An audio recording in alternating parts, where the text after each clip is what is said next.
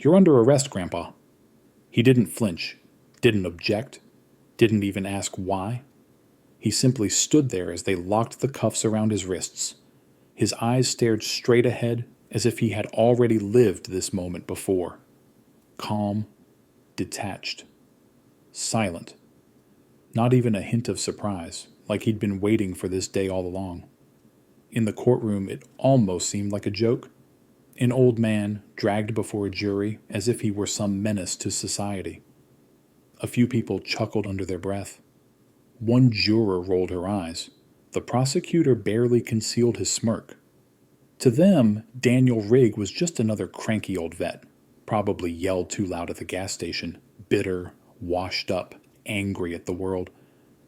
But what they didn't know, what not even the judge could grasp, was that this man in handcuffs had once ended a war with a single shot.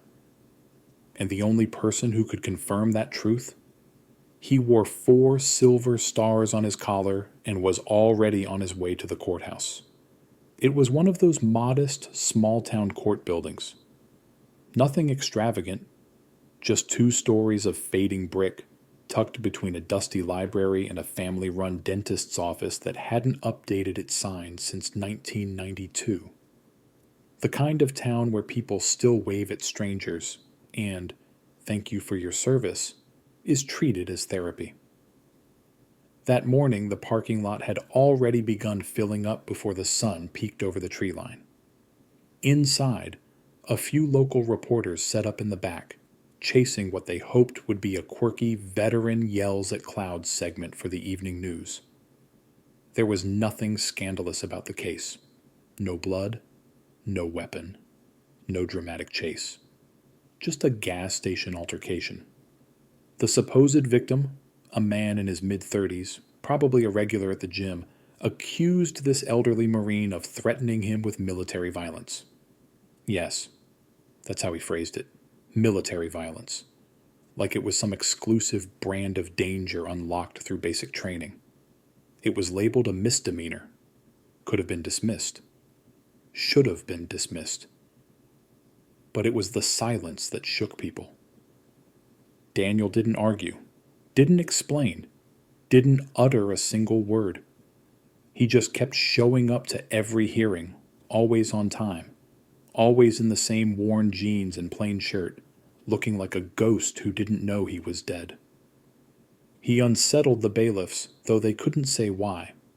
The whispers around town weren't kind. He's probably unstable. One article labeled him a disgruntled former Marine with unresolved anger. No one mentioned his service record. No one even asked. He lived alone, near the woods, in a dented trailer. No mailbox, no Wi-Fi.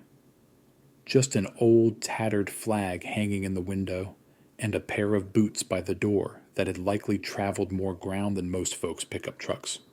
Every morning before sunrise, he walked. Stiff back, steady steps. He spoke to no one. To the neighbors, he was either strange, dangerous, or both. To the justice system, he was just a name on a charge sheet. Daniel Rigg, 66, former U.S. Marine. That's all the document said. His public defender was young and obviously overworked.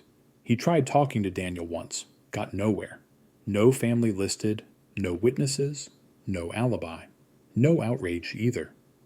Just that haunting stillness, the kind that fills a room and makes people uncomfortable without knowing why. Even the judge hesitated before saying his name aloud.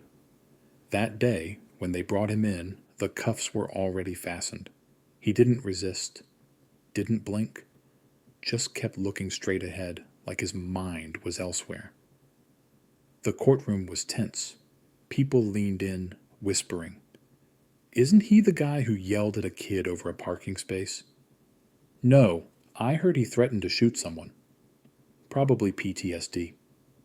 The judge entered. The jury stood. The trial began. The testimonies were thin at best. A gas station clerk described aggressive posture. A woman claimed she overheard him mutter something about knowing how to kill. And the so-called victim wearing a neck brace purely for drama, told the jury.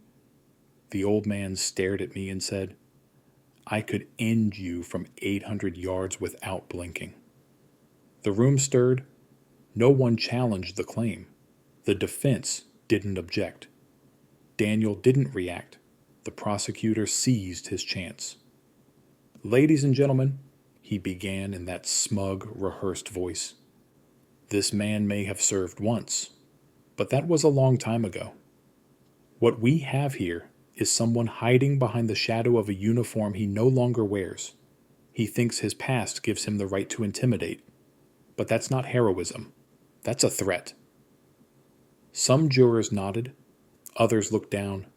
The judge delivered her instructions, and the jury withdrew to deliberate. And that's when it happened. No one noticed the black SUV pull up outside. No lights, no sirens, just quiet precision. Out stepped a man in a uniform so flawless it looked divine, 4 silver stars on each shoulder. He didn't smile, didn't wave. General Samuel Wyatt, retired Chief of Special Operations Command. The moment he entered, everything changed. Security didn't ask for ID. The clerk straightened up. Wyatt didn't explain, just said, "Courtroom 3," and walked. Inside, no one yet knew he had arrived. The jury hadn't returned. The judge tapped her pen, pretending to be calm. The defense typed aimlessly. The prosecutor scrolled his phone. Daniel sat motionless. Then the doors opened. Heads turned, cameras clicked. When the judge recognized him, she stood, not out of duty, but instinct. Wyatt didn't approach the bench, didn't speak to the lawyers. He walked directly to Daniel, and finally, Daniel looked up. Their eyes met. No salute, no handshake, just recognition. Loud in its silence. The judge cleared her throat. "General, what brings you here?" Wyatt turned to her, then faced the courtroom. His voice was low but unwavering. "I'm here because the man before you is the reason I'm alive." The room fell silent. "He doesn't know I came. He didn't ask me to. In fact, knowing him, he probably hoped I wouldn't. But when I heard about this trial, I couldn't stay silent." He stepped forward. 31 years ago, I was trapped behind a collapsing wall outside Fallujah. My team was cut off. No communications. 2 men down. Surrounded. Then a single sniper carved us a way out. 12 targets. Less than 5 minutes. Every shot was surgical. The last one? A moving rooftop target. 936 yards. Crosswind. That shot saved my life. He paused. That sniper was Gunnery Sergeant Daniel Rigg. Gasps rippled through the crowd. Reporters scrambled. The prosecutor went pale. Wyatt raised a hand. The room fell quiet once more. "I've read the case. I've seen the charges. And I'm telling you, whatever was said in that parking lot, this man has earned the right to be heard." He turned to the judge. "With your permission, I'd like to address the jury." She nodded. He faced them. Daniel didn't defend himself, not because he's guilty, but because he's exhausted. Exhausted from being misunderstood, from having his silence mistaken as threat. He never came back looking for praise. But mark my words. When all hell breaks loose and you don't know who to call, you pray a man like him is near.